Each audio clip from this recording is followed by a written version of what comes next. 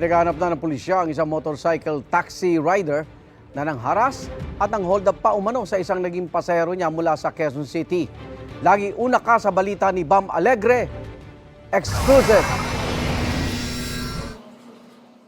Viral ang Facebook post ng isang babaeng BPO employee na biktima umano ng harassment at pang-hold up ng nabook niyang motorcycle taxi.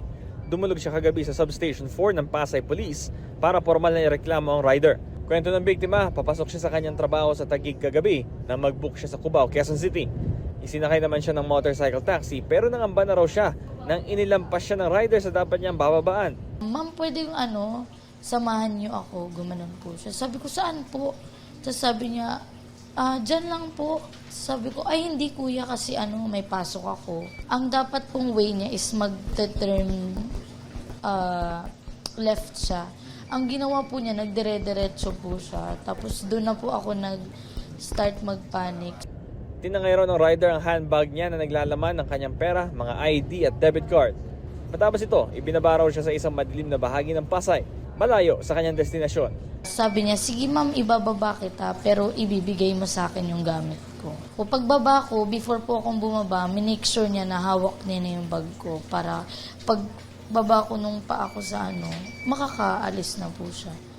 Nakaka-trauma. And then, after po nung, parang every time na nakakita ako ng rider, parang lagi po siyang, lagi siyang umaano sa isip ko, hindi na po siya mawala. Mari pong robbery ito.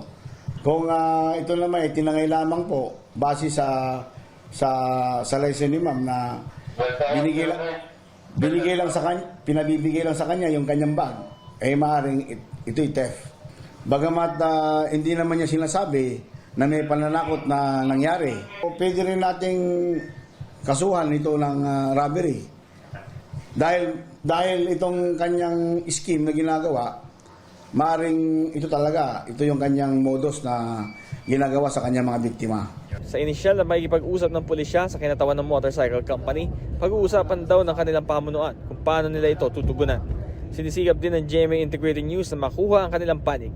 Ito ang unang balita, Bam Alegre, para sa GMA Integrated News. Igan, mauna ka sa mga balita. Mag-subscribe sa GMA Integrated News sa YouTube.